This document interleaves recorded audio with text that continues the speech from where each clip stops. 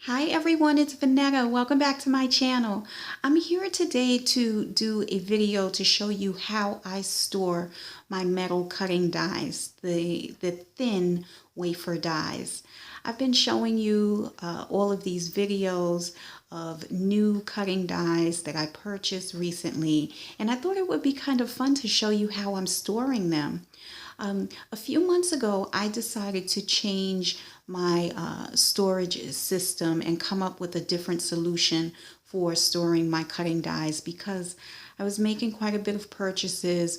My collection was growing, and the method that I was using wasn't the best for me.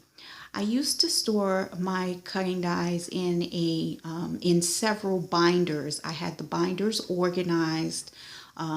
It was a pretty good organization system. Whenever I needed something for a project, I knew which binder to look in. And the more dies that I acquired, the heavier the binders got. And I would add more binders to the system. That was fine. The binders were very durable. I purchased them from Staples. Let me just show you. These are the binders that I used to use. I purchased them from Staples. And along with these binders, I would use the vent covers, the magnetic vent covers that you can purchase at Home Depot that look kind of similar to this. I had a labeling system and everything. I put the labels on the magnetic sheets, put everything in sheet protectors, and it was a really good system. Everything held up very well. There was a problem though. I did not enjoy looking for dies. Even if I knew which binder the dies that I needed to use were in, I found it to be an exhausting process. It was something that I felt took up time, and I really didn't want to be looking for dies, pulling them out of sleeves, putting them back in sleeves, taking out more dies while I was working on a project. I know some people are very organized and they can take everything out that they need, but I don't think my mind works like that. I can kind of forecast some of the things, most of the things that I need, but if along the way I decide, oh, I want to add another die to this project, I want a different die cut, I would have to go get it out of the binder. And I don't know, the more my collection grew, I just felt like, no, I got to come up with a better solution.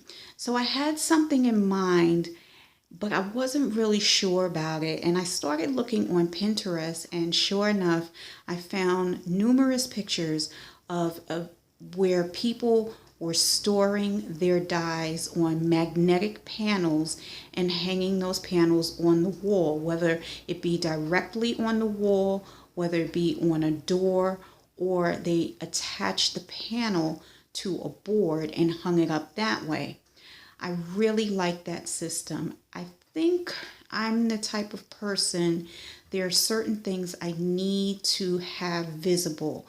For me, the cutting dies, I want them out. I want them out in the open. I want them visible at all times when I'm in my craft room. I want them neat and organized and somewhat contained, but I don't want to go digging around for them. So after seeing some of the pictures on Pinterest, I decided that I was going to purchase a few magnetic panels and adhere them to my wall and store my dies that way. And you know what, guys? I absolutely love it. I love this system.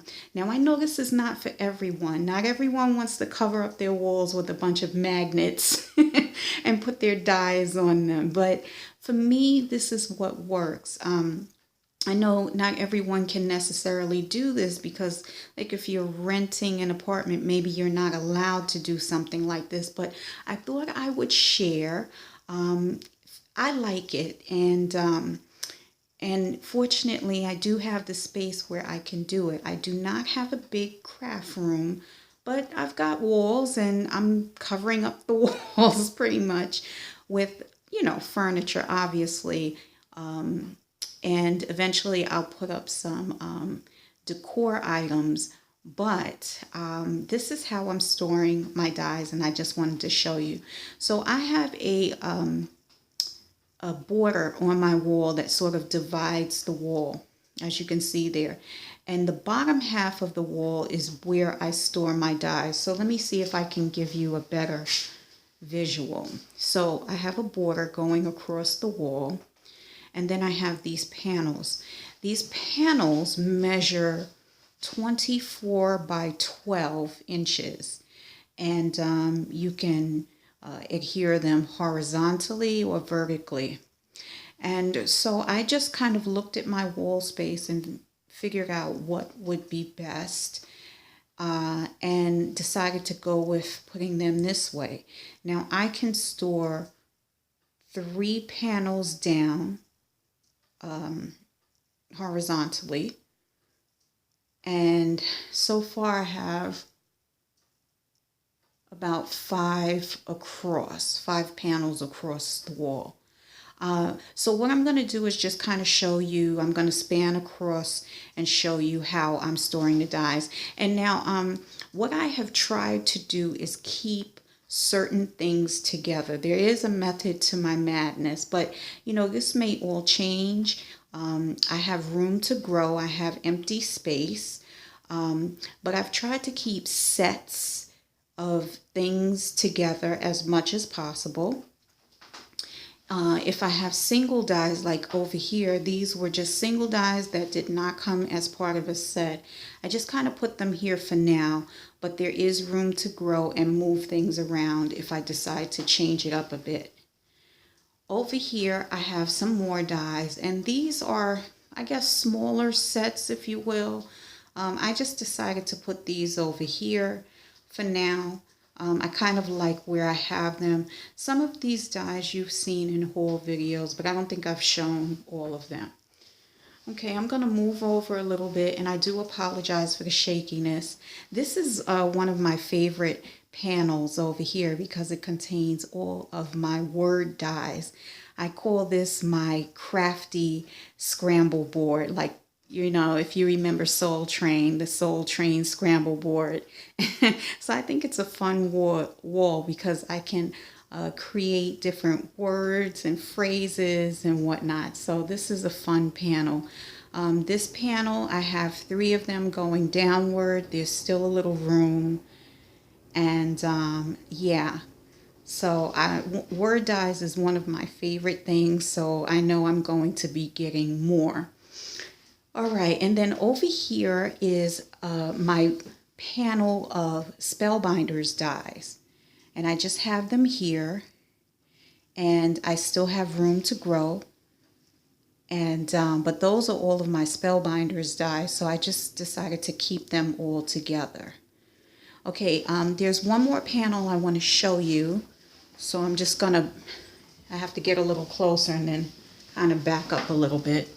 This is another panel, and this panel contains sets as well, but also nesting dies, and these are from various companies like Sizzix, okay, Diamond Dies and Gina Marie Dies, CC Designs. It's several different companies on this wall. So that is how I'm storing my dies. I'm just going to move a little bit and kind of so you can see how it looks. And I love it. It's so much easier for me to keep up with the dies. I'm not losing anything. It's easy to find the dies, pick them up, run them through my Big Shot, return them to the wall. It's just, sorry about this. This is my messy craft desk, but yeah, so I just wanted to share that with you guys and show you how I'm storing them. Again, I know this is not for everyone, but I figured I would share. And yeah, it's a really good system that's working much better for me. Okay, everyone, thanks so much for watching. Happy crafting. Bye-bye.